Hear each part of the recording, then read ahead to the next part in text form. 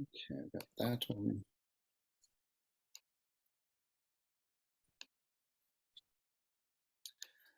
The person singing this song is the Reverend Casey Carbone, who is on the staff of Hudson River Presbytery, and he was the tech coordinator for our last national conference and has graciously again agreed to be the tech coordinator for the one that's going to be coming up in September. So let's center our thoughts and say a prayer and let it be guided by this hymn.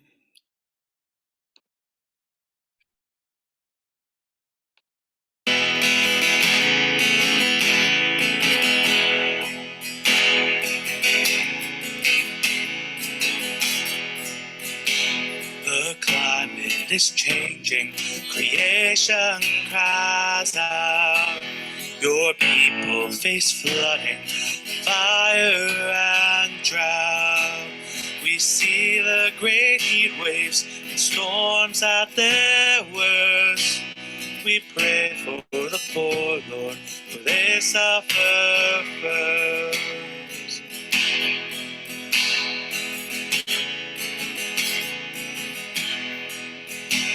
We pray for the animals in our midst who cannot defend their own right to exist. We pray for the mountains, forests, and seas that bear the harsh footprint of our human greed.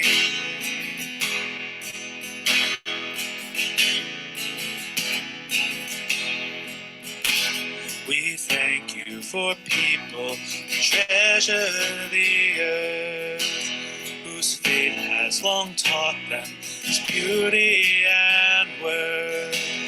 We thank you as well for the children and youth who look to the future and speak out the truth.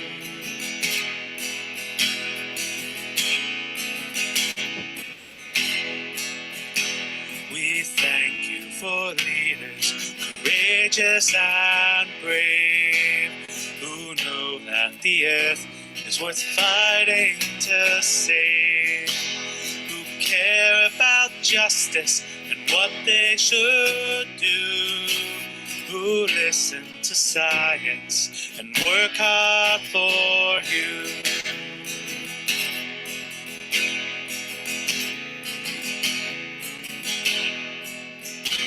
You love this good earth, and you sent us your Son. May we love our neighbors, there's work to be done.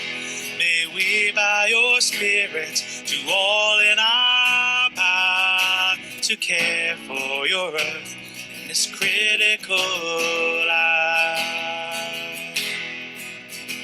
May we, by your Spirit, do all in our power.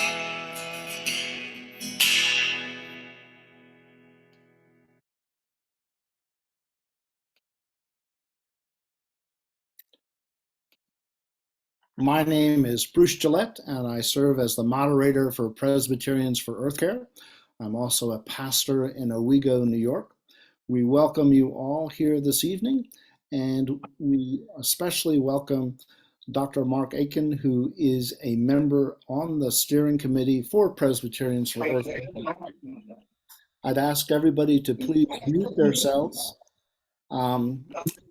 So Mark is on the steering committee for PEC, and he is also a distinguished scientist. He has served for many, many years for NOAA, recently retired from that, and still is in demand. I remember talking to him recently, and he was over in Europe giving scientific reports over there.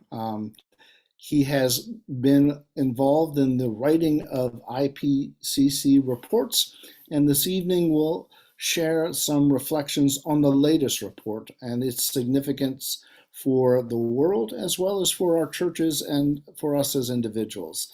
He's a very popular teacher, and if you're looking for somebody to Zoom in to do a program for your church, he's bored and has too much time on his hands. Not really. You can share the video with your church. Mark, why don't you take it away, please? Thanks, Bruce. I always love the way Bruce is continually voluntolding me for things. Very nice to be here with all of you. It's great to speak with all of you in the PEC community. I've done this a few times before and glad to share things. This one's a little different. It's not a report or something that I was directly involved with myself, but instead is something that Bruce and I both thought that with this new synthesis report coming out, it would be good to share with you what's important in it, what we need to be thinking about in terms of our actions as Presbyterians for Earth Care, as Presbyterians within our churches, our presbyteries, etc. And so I'll be doing that. And so let me go ahead and get us started. And the interesting thing about this is the 6th assessment report of the Intergovernmental Panel on Climate Change, which is a little bit of a mouthful. The Intergovernmental Panel on Climate Change is a UN body that meets and works together. The scientists who are on this are, it's about 15 to 1,800 scientists in any particular cycle. These scientists are all named by their governments to represent them as a part of this. And so what you see anytime you see one of these reports from the IPCC is a consensus document. It's built with a lot of push and pull, and there some political input goes in. It tends to mute things. These documents tend to be very solid scientific consensus. The information in it is solid. They have, when you go through the scientific portions and the language, it will even have places in there that will use terms to give you an idea of just how certain they are of it. So they have these keywords that are used for certainty values. And as a result, they tend to be, well, boring. The science is good. There's a lot of interesting things, and as you dig into them, it comes from a lot of great studies that have been done. But it's the problem of writing by committee. As Presbyterians, I'm sure you understand how that might happen. Anyway, this one is a little different. The 6th assessment report, these reports have been coming out about every 5 or so years. They were closer together at the beginning. They're a little farther apart now, and they continue to get larger. Most importantly, though, this report is the synthesis report. And it's that synthesis that is very important. When you look at this, it is actually the synthesis of a whole bunch of reports. These are all of the reports that go into this. They are the 6th assessment report, which consists of 3 working groups. The working group on the science of climate change, the physical science basis, the impacts in adaptation and vulnerability, working group 2, and mitigation of climate change. So what's also referred to as adaptation, mitigation and adaptation are 2 different activities. Adaptation is also captured over here. Mitigation is mostly referring to dealing with how you reduce climate change, what you can do to cut down on the amount of greenhouse gases going in the atmosphere, and what else you can do to influence how much the climate is changing. So that's the mitigation report. And working groups 1, 2, and 3 are the ones that come together and form an assessment report that is then, it takes all of those and combines everything together. In addition, though, there are these other reports that come out in between the working group reports. And there was these 3 special reports, one on the ocean and cryosphere and a changing climate, one on climate change and land. So all about land use, land change. Mark, Yes. excuse me, are you trying to show slides? Because we don't see anything. I am so sorry. I completely forgot to start it when I started doing that. I will bring that up right now. Thank you. Your fans expected of you, and so they were wondering. So the first slide was just the pretty picture that is the cover art for that. And then these were the reports that I've been talking about. So it's all of these three working group reports that came in. And then now the three special reports that were also included: the Ocean and Cryosphere Report, the Climate Change and Land Report, and global warming of 1.5 degrees. We're specifically addressed what's the difference between 1.5 and 2 degrees of warming. And I spoke about that a bit at one of the prior PEC meetings or webinars. And so if you missed that one, there's some slides that talk about that, and a presentation that I gave right after the Glasgow meeting of the UN Framework Convention on Climate Change that would have been about at the end of 21 would have been that presentation, maybe early 22. Anyway, so these are the reports that went into it. Now, what I'm going to do is something a little different. I'm going to leave this presentation that I'm giving, and I'm going to instead share with you a video that comes from the IPCC and is available on their website, and gives you an idea of what went on in that report in their own words, although I will read them as we go through. We'll put a link to that in the chat. Perfect. The IPCC synthesis report, the final installment of the 6th assessment report, weaves together findings from the major reports of this cycle. To provide a complete picture of how human-caused climate change affects our planet and the steps we can take to address it. We know that our world is 1.1 degrees C, or 2 degrees Fahrenheit, warmer due to greenhouse gas emissions from human activities. Climate change is having dangerous impacts on nature and people in every region of the world. Climate change undermines our health, our food security, water supply, and climate change undermines nature on which we rely to survive and thrive. Those who have emitted the least amount of greenhouse gases are paying the heaviest price. With continuing greenhouse gas emissions, it will get warmer. We are not on track to limit warming to 1.5 degrees C or even 2 degrees C.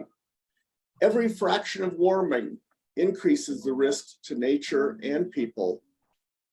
To ensure a livable and sustainable future for all, we need deep, rapid, and sustained reductions in greenhouse gas emissions, a greater focus on adaptation, more emphasis on equitable solutions, scaled up financing, enhanced technology and international cooperation. We have feasible, effective options available now.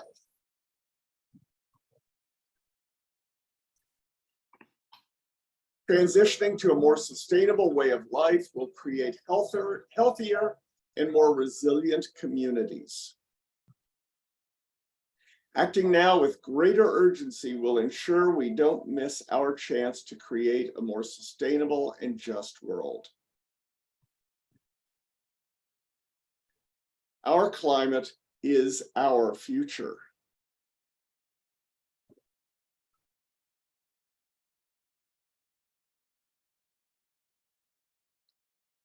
So that's their introduction to the synthesis report.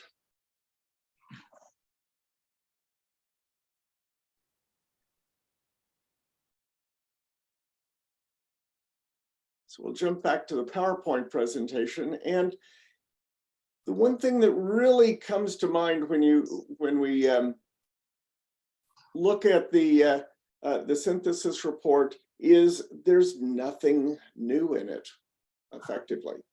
It's, if you've read through the other reports or even just looked at the executive summaries, you know, the information is in there. All the science, all the new science, all the information on adaptation, on impact, on how to mitigate climate change, that's all in those other reports. So this report is really pulling together and synthesizing, and more than what we've seen in any previous assessment report cycle, they really are striking home the important messages of what we as human beings need to be doing. And that's really different. The synthesis report has changed. It is now a different sort of structure where they're really focusing on the messaging, on getting the word out. And part of the reason that they want to get that word out is because of this key warning that is stronger in this report than we have ever seen before. Not only is climate change real and human caused, but the pace and scale of climate action are insufficient to tackle climate change. And that's a really important and stark statement. The pace and scale of climate action are insufficient to tackle climate change. Now, as with any other IPCC report, there are a lot of figures showing information, and there's a lot of information in these. You're looking here at only one part of one of the figures. They're fairly complex. There's a lot that goes into them. I'm going to give you a portion of two of the figures when Mark, we talk. Mark, we're not seeing slides. We're just seeing the end of the video. Really? Okay, so that didn't work right. I told it new share.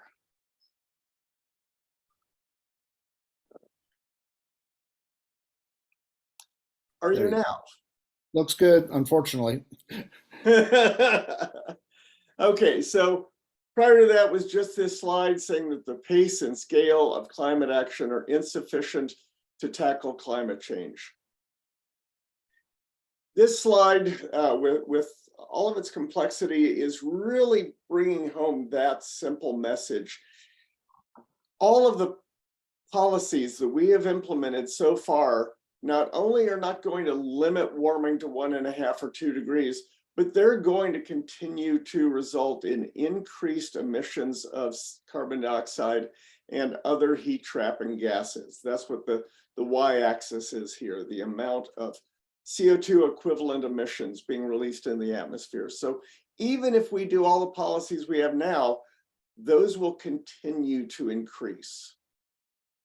There are a whole series of nationally determined contributions, what countries have said they will be able to do to reduce emissions. And if we do those, that's still going to keep us almost where we are now. They really don't go very far. What we've seen is that the 2019 emissions were 12% higher than the emissions in 2010. The latest report from NOAA making observations of CO2 in the atmosphere show that we have increased the atmospheric concentration of carbon dioxide by another 2.5 roughly parts per million. We're continuing to increase the CO2 and other heat trapping gases in the atmosphere every single year. And to limit warming to 2 degrees C, or even more importantly, to limit warming to 1 degree C, is going to require that we not only drive our emissions down to net zero. Note that that's not saying zero, that's saying net zero, because there are some emissions that are going to continue to escape for a long time, and there have to be things that are done to reach net zero that we'll talk about later. But in order to do those, we have to be dramatically reducing the release of greenhouse gases far beyond what we have done in the past. The adverse impacts from human-caused climate change will intensify. Water scarcity and food production, health and well-being of people, cities, settlements, and infrastructure, ecosystem, species range shifts, and changes in timing of events, like when things bloom and when insects come out of their various stages as they go through the seasons. All of these things are going to be changing and being impacted adversely as a result of human-caused changes to the climate and resulting impacts on the ecosystem. The report goes on to say that extremes will become more widespread and pronounced with every increment of warming.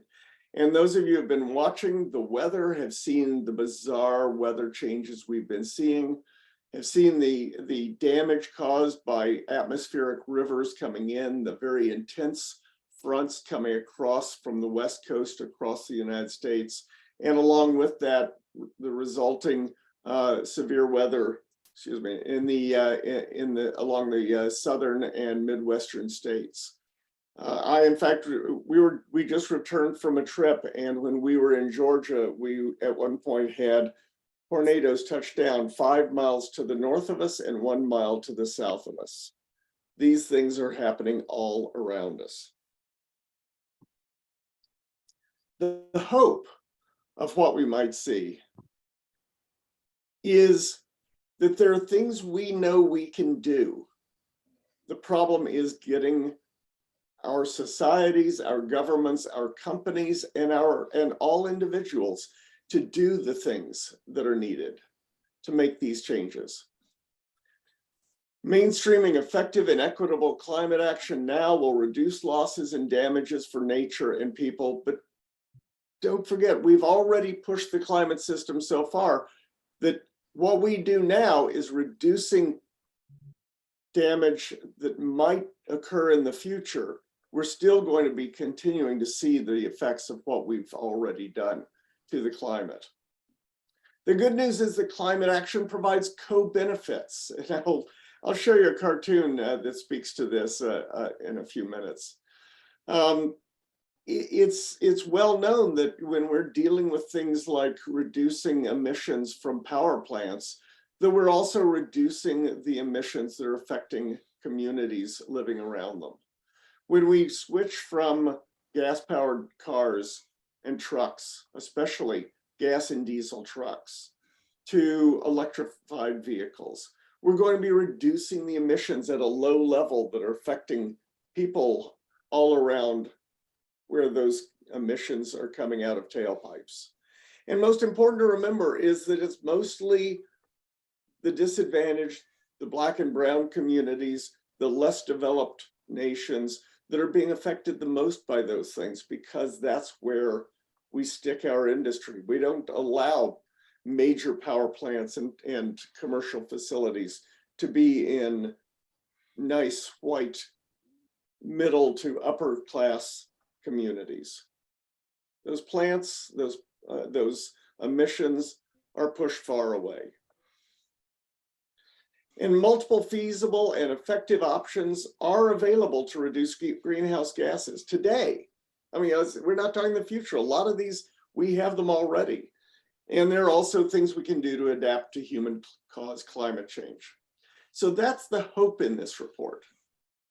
Now let's go on and see what else. Oh yes, sorry, my comment about the co-benefits. I've always enjoyed this particular cartoon of this climate summit, where the person's talking about the energy independence, preserving rainforests, sustainability, green jobs, livable cities, renewables, clean water, air, healthy children, etc. And someone says, what if it's a big hoax and we create a better world for nothing?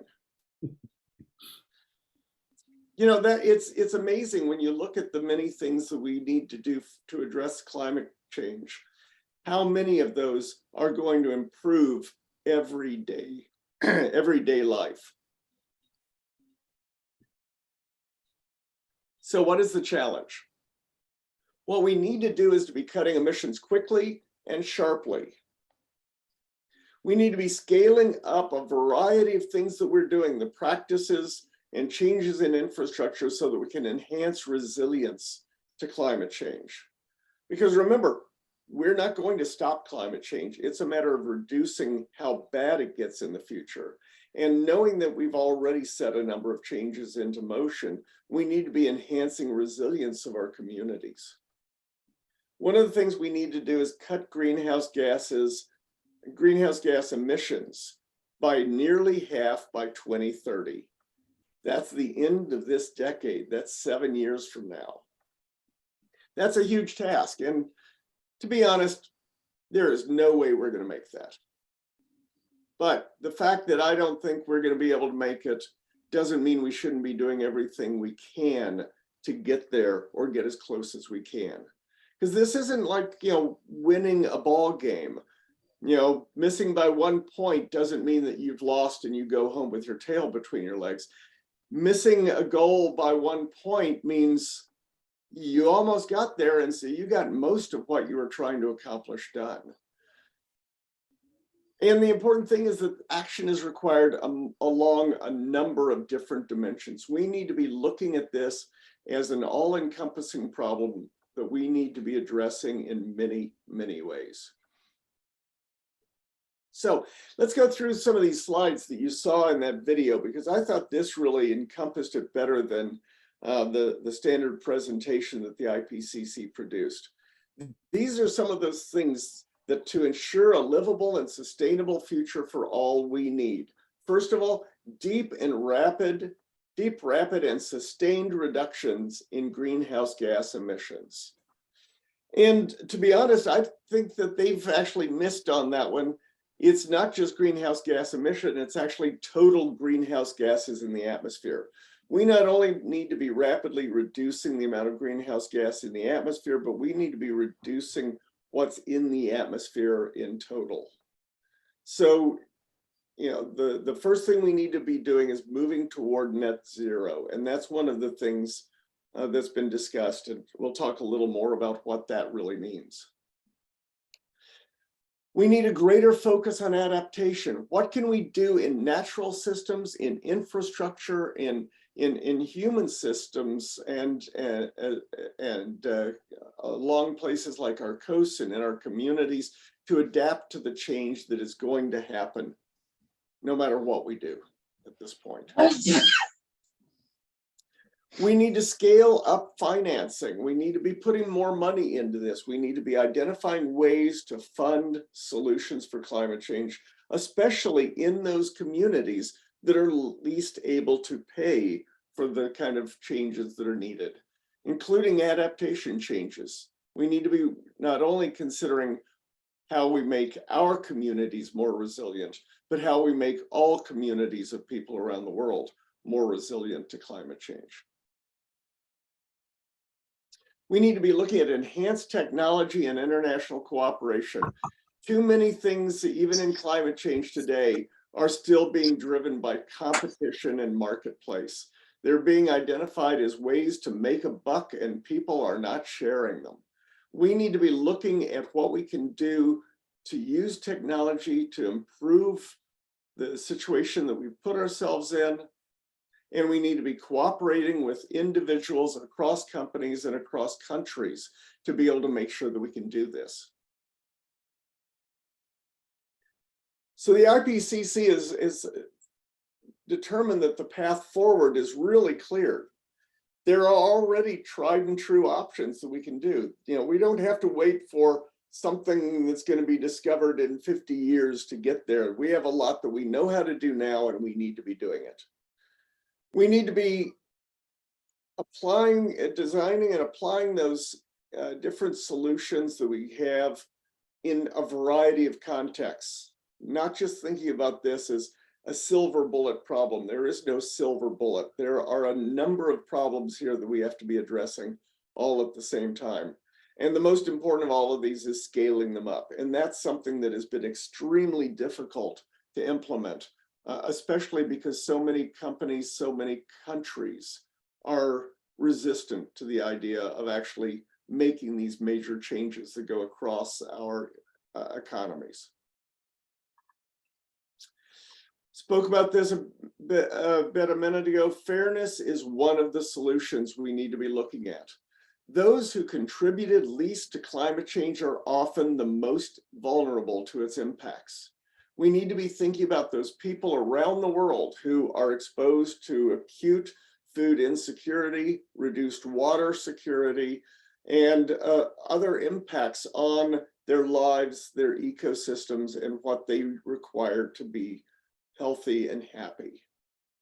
The biggest impacts that we've already seen and will continue to see are in parts of Africa, Asia, Central and South America, the least developed countries, small islands, and in the Arctic.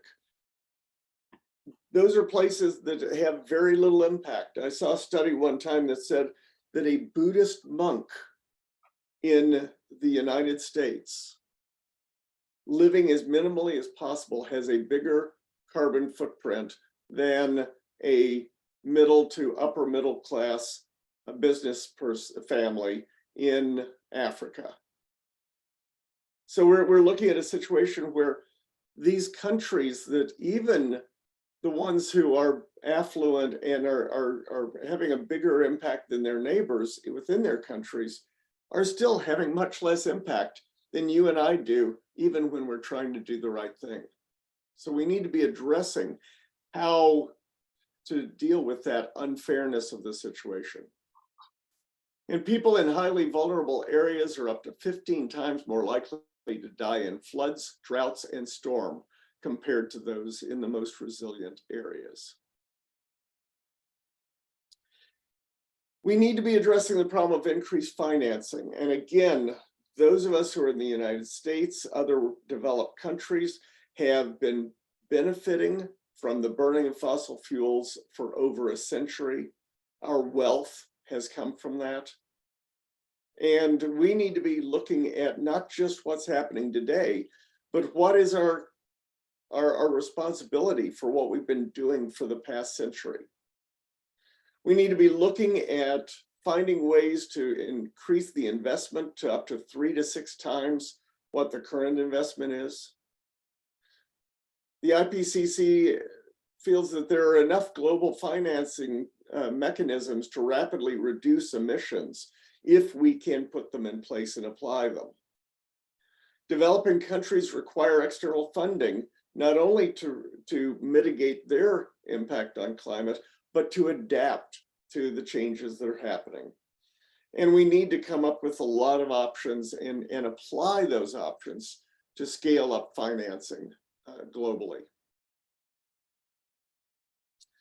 We need to be looking at climate resilient development. And in doing so, this is integrating measures to adapt to climate change that will happen, using actions that reduce emissions and provide other benefits. So we want our future development to have less impact on the environment by reducing emissions, while at the same time doing things that improve people's health and livelihoods, reduce poverty and hunger, and provide clean energy, air, and water. We've seen this in a number of places, and I mentioned before, electrification of vehicles. You know, this is a place where we can improve our systems, make them more resilient, improve dramatically the security of species over time. Or inference is please mute. Mark, we're having some sort of background sound. Yes, someone's. So that's a pretty small spatial extent of what's been going on so far. It just isn't big enough to really make broad inferences. So there's really not a lot of baseline information for tracking the population or evaluating, for example, like adaptive management programs that might go on over time. Is that part of your program, Mark, or is that something else? Nope, that was something else. That was someone who was not muted. Okay, so got it now. Anyway, we need to be looking at ways that we do development that has these co-benefits to the environment as we go.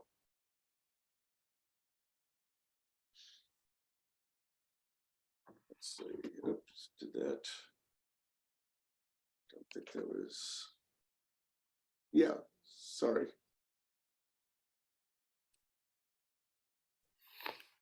All right. To ensure a livable and sustainable future for all, we need more emphasis on equitable solutions. So this is this whole point that's being made of being able to look around the world and make sure that everyone has an opportunity. And finally, this was the closing slide of the slide deck from the IPCC. And this is a key point. Our choices will reverberate for hundreds, even thousands of years. We're going to see a lot of changes in climate, no matter what. Oops. The person showing 3 different units here. Who had they really vary in size. Mark, I think I've got them all muted. Nope, somebody unmuted themselves. Battery pack on it. Especially the one, the upper left, that's a Manley Olson needs to mute. Yes. Natalie has been removed. Okay, there we go. Good, thank you. So our choices that we make now are going to have hundreds to thousands of years of impact. And one of the things that is the last of the figures that they use that I'm going to show is this one, which is a part of one of those diagrams, and it shows the amount of global temperature change that's occurred in the past and is likely to happen in the future. You're seeing what's referred to as the warming stripes on the left as we go from conditions that were either the same as or cooler than the average temperatures from the last 150 years, the post-industrial change. We see that the warming continues to increase through the 40s to the 80s into the 21st century. And you see the intensity of warming that we're seeing now, but it's very minor compared to what we're going to see in the future, even under the lowest scenarios. The lowest scenarios are still going to show a dramatic change in the climate system. The worst of the scenarios, of course, is far beyond that. And the important part is it's not most of us who are on this call who are going to be most affected. People who were born in 1950 and are now in their 70s have seen about as much of the climate change as they're going to. It's going to get a little worse in the next few decades, but not a whole lot. For those who were born in the 80s, though, and are now in middle age, by the time they're in 70 years old, they will have seen dramatic changes that are going to happen in the next 2 decades. And those that are born in 2020, those who are your children, grandchildren, or great-grandchildren, they are going to be seeing dramatic changes by the time they're 70, around 2090 or the end of this century. And so it's very important that we consider that what we are doing is having dramatic impacts on future generations. Finally, something I was mentioning before, that to ensure a livable and sustainable future for all, we need deep, rapid, and sustained reductions in greenhouse gas emissions, not just emissions, but gases in total. We need to not only be reducing what we're adding to the atmosphere, but we need to be reducing what's in the atmosphere to bring things back down to a stable, livable climate.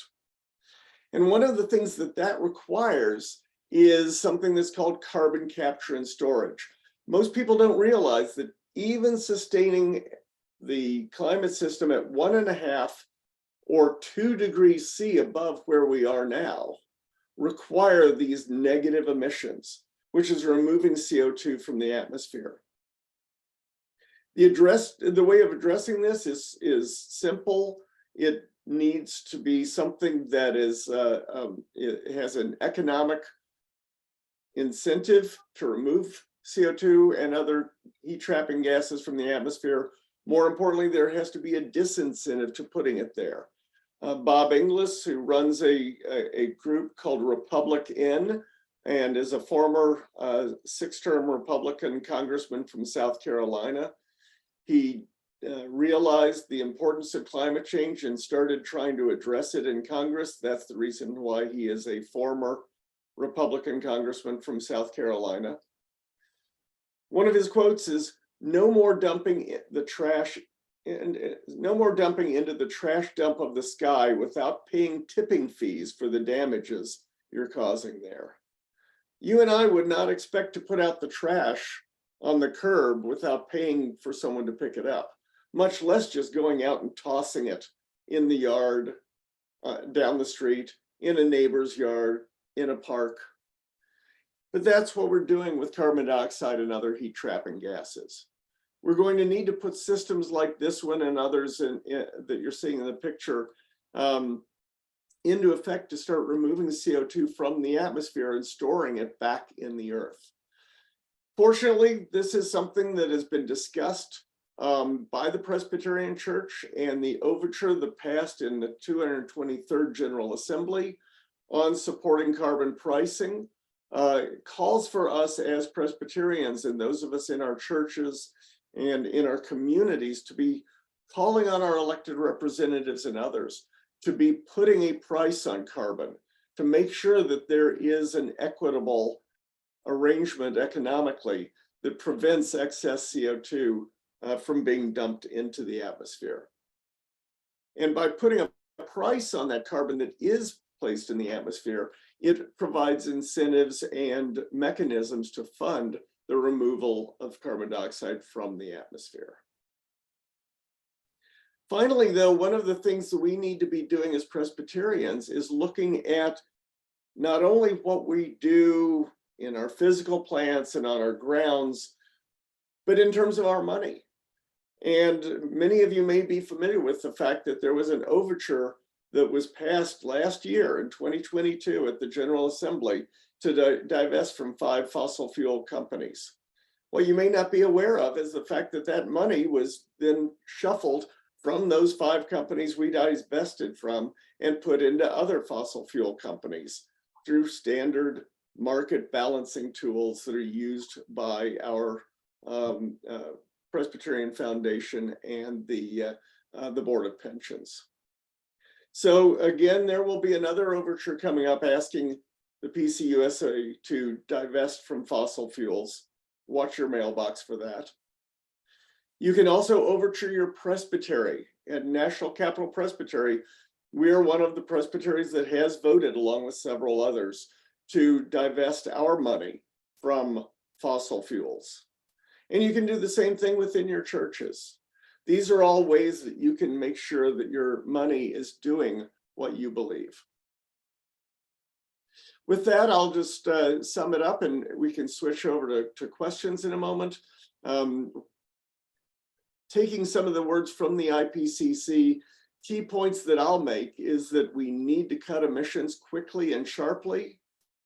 As was mentioned by the IPCC, we need to cut global greenhouse gas emissions by nearly half by the end of this decade. That's a big goal, and we need to be all working toward it.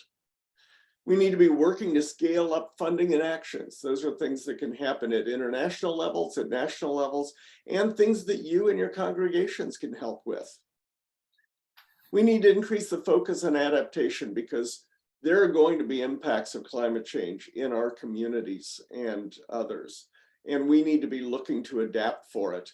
And we need to make sure that the actions that we take are a part of an equitable solution or a set of solutions to dealing with climate change. Most importantly, we all need to do our part to care for God's creation.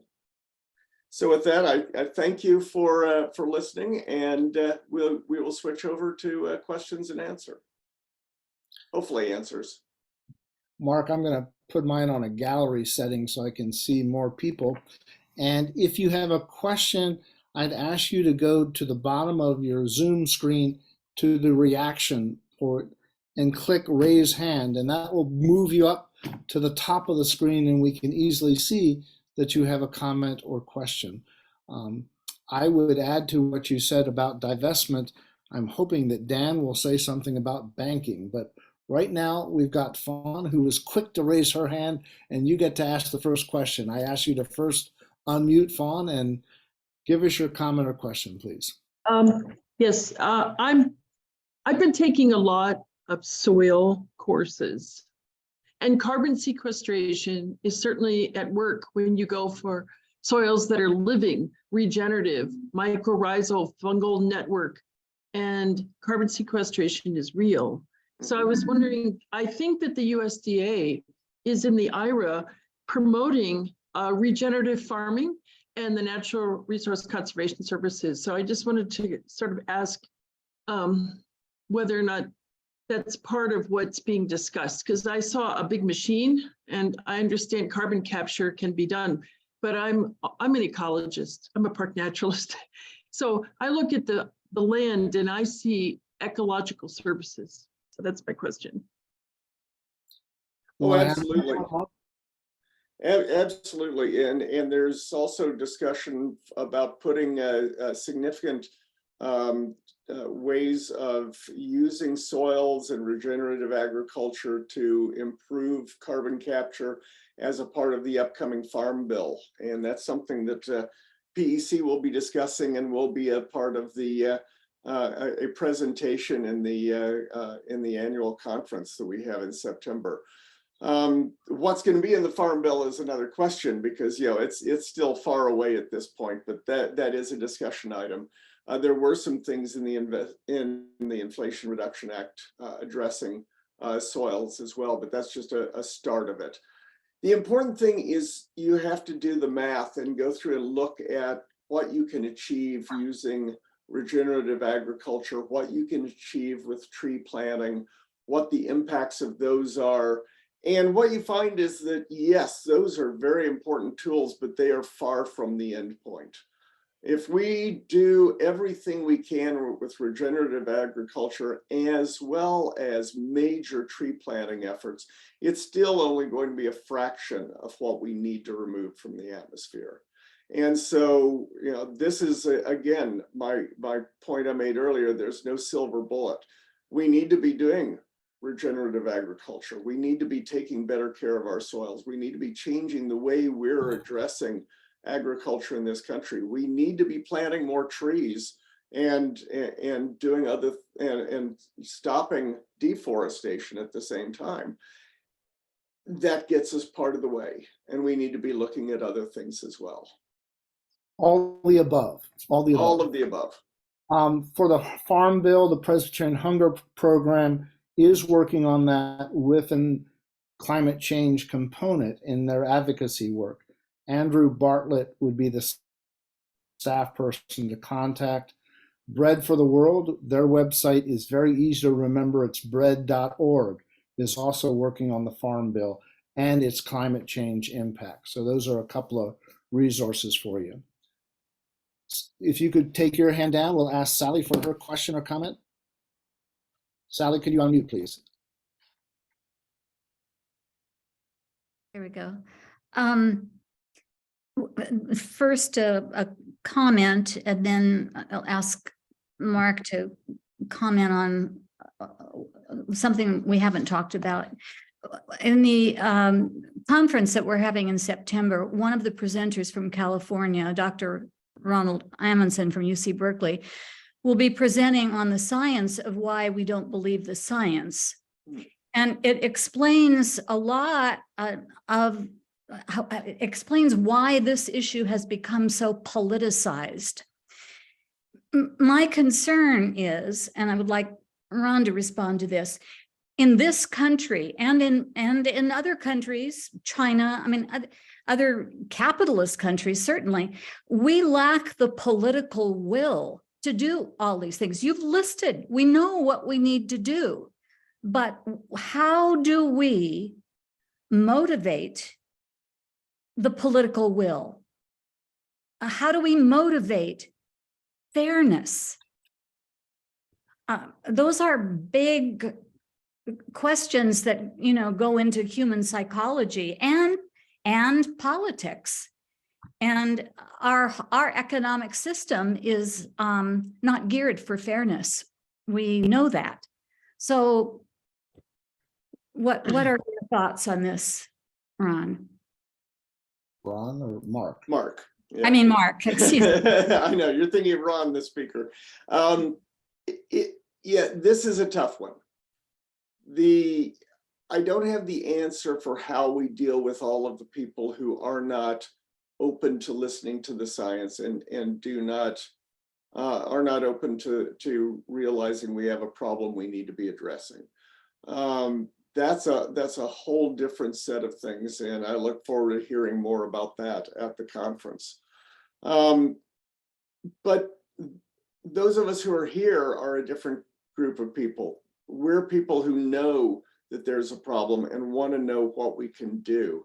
And the most important thing we need to be doing is making sure that at every single opportunity, we are telling our elected officials that making these kinds of changes are essential, absolutely essential. And one of the ways to do that is look at everything that's going on in that political sphere and how climate change is a part of it. And when you write your Congress people, when you write your senators, when you write your local elected officials, even if you're not talking about a climate change bill, talk about how climate change is important in that and how that bill they're talking about or the topic they're talking about ties into the problem of climate change. Help them to understand how important all of this is. It's a piece of what you can do as individuals. There's a lot more we need to be doing, but that's the biggest one, I would say, off the bat. I would echo that. I would also say we need to talk it more up in our churches. And if you look in the chat, I put a link to a series of short videos by Catherine Hayhoe, who is one of the climate scientist stars. She is very articulate. She's a woman of deep faith. And this is a specific conversation about how to talk to fellow Christians about climate change. It's part of a 9-part series that addresses everything about climate change that people in Scotland produce with this climate scientist from Texas. So check that one out. Barb Brown, what's your question or comment? Hi. Please unmute. I did. Can you hear me? Yes. Okay, so I recently watched a documentary about the sinkholes and the methane up in the permafrost that's melting. Do you have any comment on that? It's like really like worse than carbon as far as what methane is going to do to the environment. I guess they were saying that that factor is not even included in some of these climate models that we have. Yeah. What you're dealing with, and that's a great question. What Barb is referring to is there are a number of places in the ecosystem and in the geology where there are near surface stores of methane, where methane has been stored through biological processes such as in peatlands. There are also, you'll find the same thing in swamps and in marshes.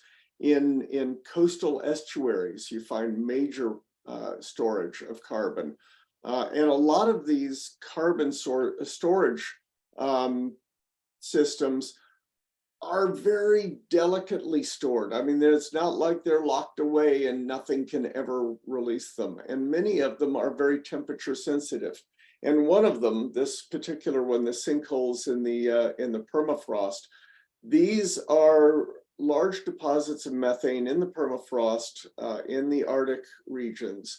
And as the temperature increases just a little bit, and of course it's increasing quite rapidly in the Arctic, but just a small increase in those areas will tip them over from sequestering and holding methane to actually releasing methane.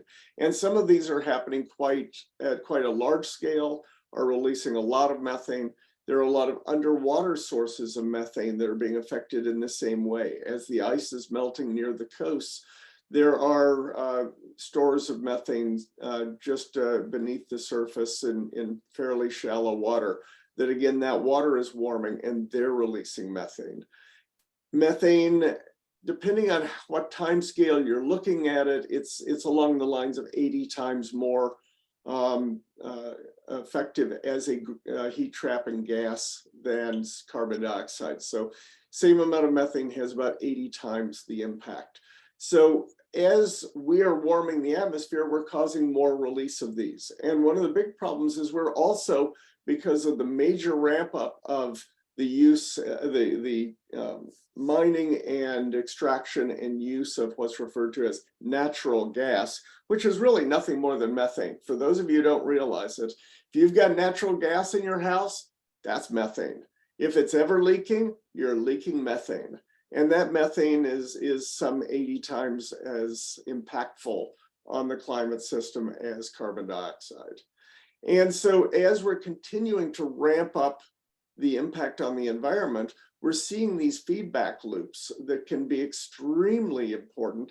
And you're right, Barb, that they aren't all captured in the climate models because we're not quite sure how severe they are. You know, Well, we know that they're just really how severe. big the impact is going to be. And so there are so many unknowns that it may be relatively small or it could be huge. And that's part of the scary part. But the more we warm the climate, the more of those methane releases are going to occur and the more impact they're going to have in a feedback loop on warming the climate. So we all need to be moving quickly to eliminating gas stoves in church buildings and homes. We can do this on many different fronts, but that would be one that could be done fairly quickly and soon, hopefully. And in your communities, by the way, one thing that most people don't realize is just how bad an impact burning of gas inside your home has on indoor air quality. And we've been doing that now for decades because it's a clean energy source. If you've got somebody with COPD or asthma, it can be a real problem for them. Now I'd like to, Barb, did that take care of that question the best we can? That was good. Thank you. Okay, if you could lower your hand. John Hartman, who I believe is from St. Philip's Church in Houston, Texas. Hello, John. Do you have a question? I do. Mark, down here in Houston, we're hearing a lot of talk about hydrogen and carbon capture and storage as two of the important technologies of the future. I was reading an article about a study that I think is attributed to Shell. Maybe you've heard about it. And one of the conclusions of that article was that if we install enough carbon capture and storage around the globe to drive the global temperature increase back down below 1.5 degrees by 2100, that it will require more sustainable electricity than is required for all of the homes in the world. So it's just a huge consumer of electricity. That's not to say it's not a good thing to do, but I'm just curious your take on the future of carbon capture and storage. There are two types of carbon capture and storage. One is source capture and the other is atmospheric removal. Source capture is when you're taking it out of the smokestacks as the burning goes on. So that's a very concentrated source, and that's an immediate place we need to be addressing until that time that those sources can be taken offline. The idea of doing extraction from the atmosphere is going to be energy intensive. I'm not familiar with that particular study that you referenced, but to say that it's on the scale of current electrical use, it could be possible, but I'd need to see the numbers to say. It seems quite likely that someone's also using worst case scenarios and doing that calculation to prove a point. But there is no question it will require energy. But if you're going to do that, what you're going to do is use sustainable energy sources like solar and wind to drive it. In fact, I was just reading this week about a plant that's being put into for carbon capture and storage that's being developed in England, where they're going to be using waste heat from an existing nuclear power plant to drive the carbon capture activities. And so there are a lot of places like that where we have waste heat from existing activities that we could use to do this. There are a lot of ways that we can do this more efficiently. So I think when you look at one of those studies, take a look at it cautiously and say, you know, what all are they really including in the calculations? But yes, doing it is energy intensive. It's also money intensive. That's the reason why we need to be putting a cost on carbon, because right now, you know, any of the producers of power in most parts of the United States and most parts of the world are able to put CO2 into the atmosphere with absolutely no cost to them whatsoever. And so putting a cost on that pollution that's being put in the atmosphere is a good way to help drive the other side of this in on one hand, reducing emissions, because if it's going to cost you, all of a sudden, you're going to treat it differently. And the other is using that as a way to fund and put in place the systems to draw CO2 out of the atmosphere. We've got 4 more questions, Mark, so we better make them short questions and short answers. Okay. I guess, Lisa, you're next. Yeah, thank you. Thanks, Mark, for all your information, and many thanks to everyone who brought this program tonight.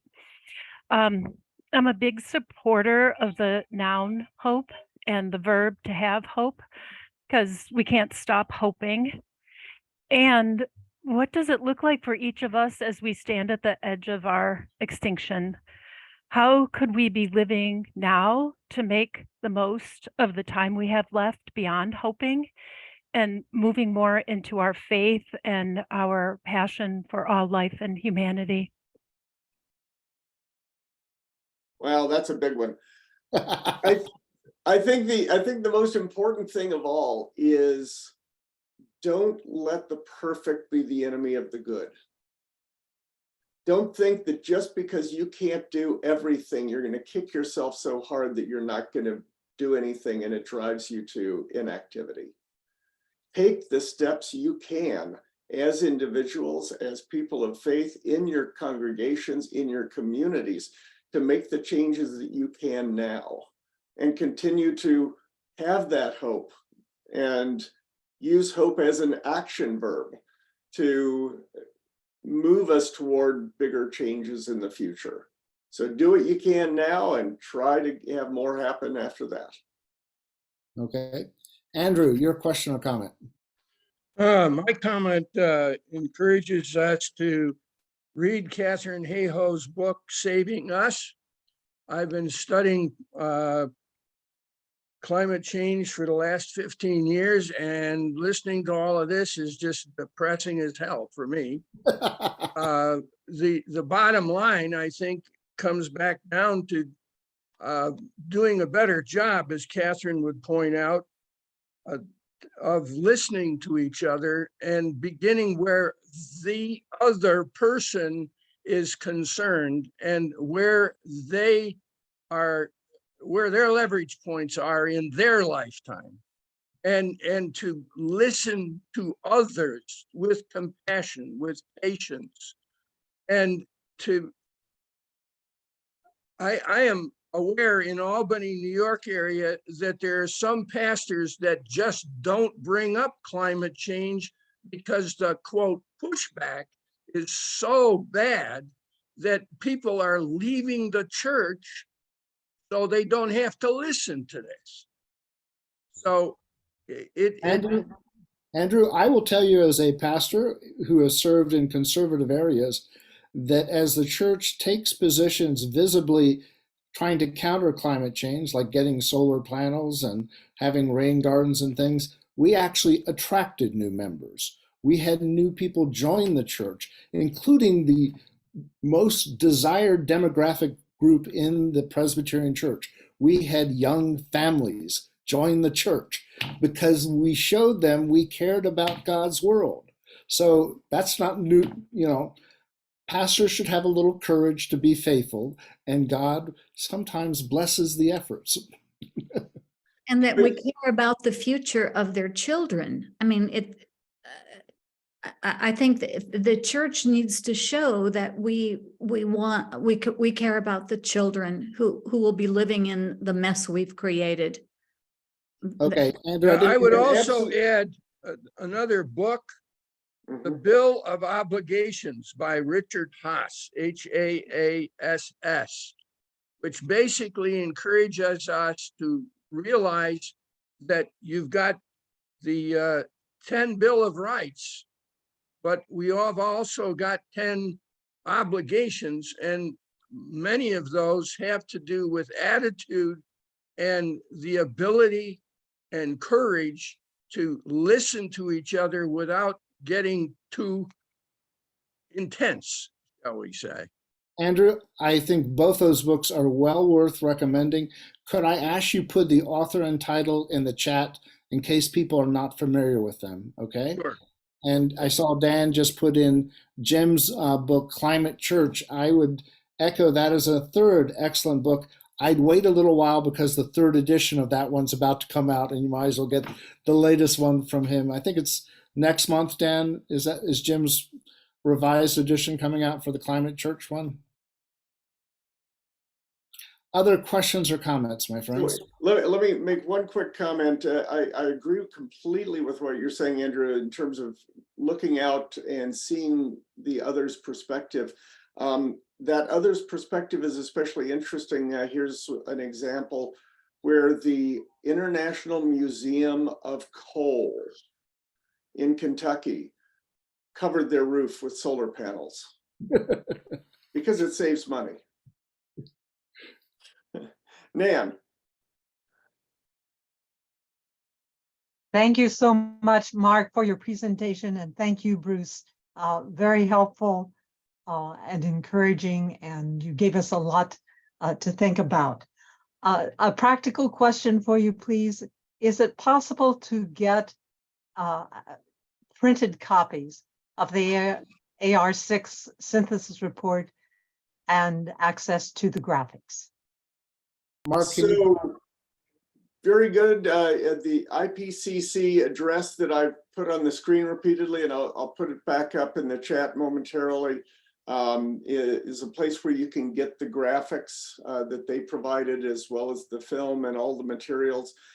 Getting actual printed copies, I believe there are places to do that, but I honestly don't have the answer. You'd need to Google that or see if there's something in there, because the IPCC moved from issuing large numbers of those huge printed tomes in print to going to strictly online, except for a very few printed copies a long time ago. So I have not had a printed copy in the last couple of cycles.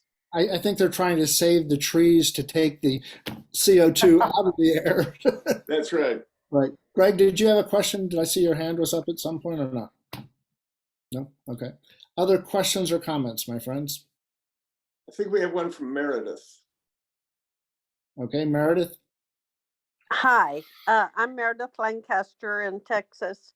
I have a tiny little regenerative agriculture farm, and I have tried to look at scaling and doing research where we could see the difference it could make in carbon sequestration, etc. And I have found it just prohibitively expensive and very difficult to even find out how to test how much carbon you're taking out of the atmosphere, how much you're putting in. So I'm curious about how the Farm Bill manages that, and how are we advocating through the Presbyterian Church for regenerative methods when we don't really have any proof that it does pull more carbon out. I believe that it does, but we don't have proof. And in addition, I would say I would encourage everybody to read Braiding Sweetgrass by Robin Wall Kimmerer, and I'll put that in the chat. Thank you for that. And as I mentioned, Andrew Kong Bartlett is the national staff person in the Presbyterian Hunger Program, who is the designated contact dealing with the Farm Bill. So you could talk to Andrew and Andrew is very sensitive to issues of climate change and food. He participated, I think, in the COP25 conference and did a very good report on that later. Can you put that name and information, contact information in the chat, please? Sure. Other Thank questions and comments?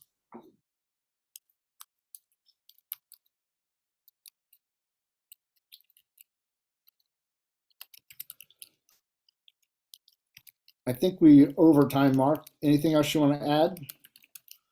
I will give you a heads up about what's coming up. This is April. In May, we are planning a webinar specifically for property people in churches looking at the outside of church buildings. What can we do with the church grounds that will be better caring for God's creation? For example, many churches are starting to look at the whole idea of clover lawns. They require far less mowing, they require less fertilizing and less water, and they look quite nice and green. But we're going to look at all kinds of things in that area.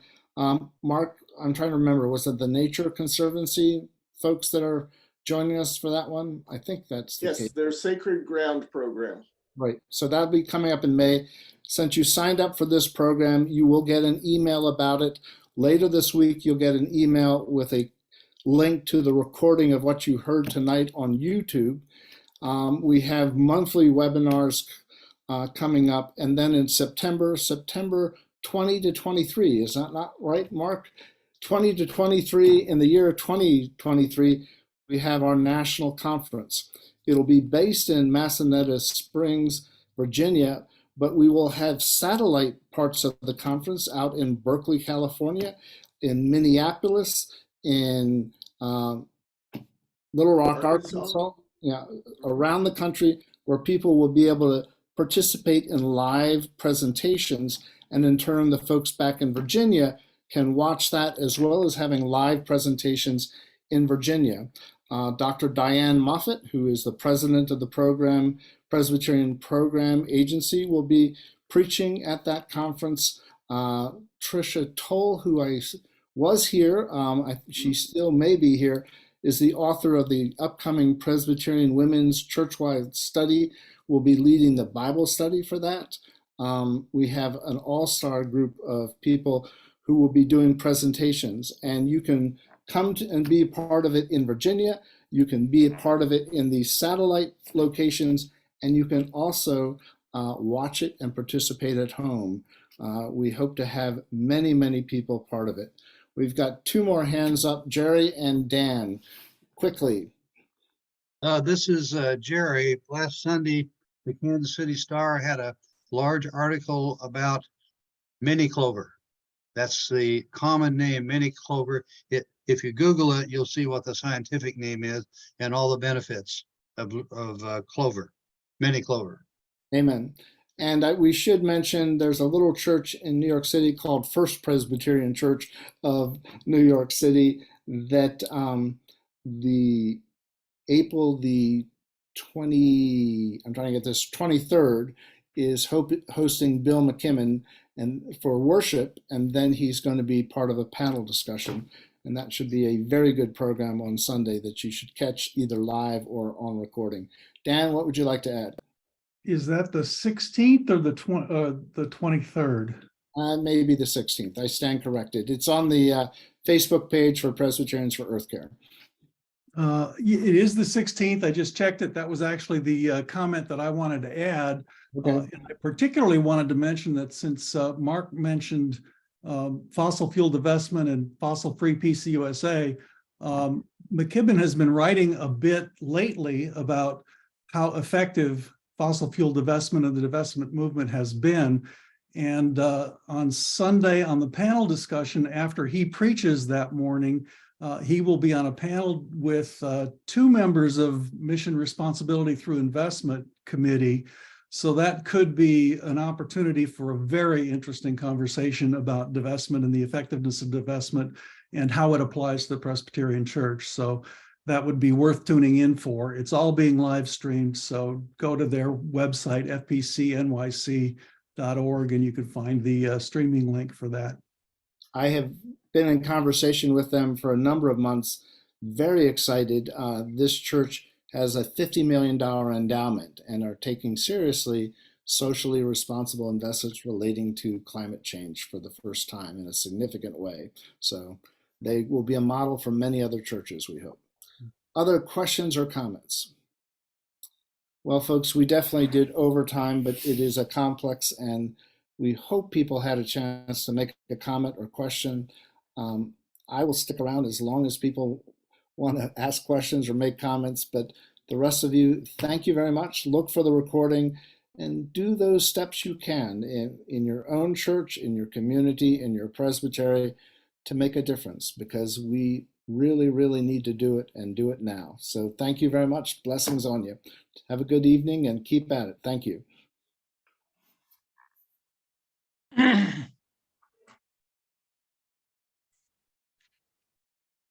We had a nice group tonight. Yeah, I think we got up to, and there's some of them, if you look at these folks in Ashland, I don't know how many folks are there, but they have, I don't know, 6 or 8 or something like that. Yeah, get a room full at UPCC Ashland. Yep. And I was pleased my presbytery exec was here, Mark, he's only been on the job for a few days and somehow got inspired to come to hear you tonight. Very good. Dan, thanks for bringing up the banking. I was waiting for you to bring up the banking. Actually, didn't mention the banking, but I probably should have. Well, we'll see if we can include something in the email blast that follows. So what I forgot to mention was send money, help pay for these things. Any other questions? Do you have another question? Meredith has her hand up. Meredith, what can we do for you? Hi. Yes, and the recording is over, right? Yes. Well, actually, I need to do that. I will do it now. Thank you. Well,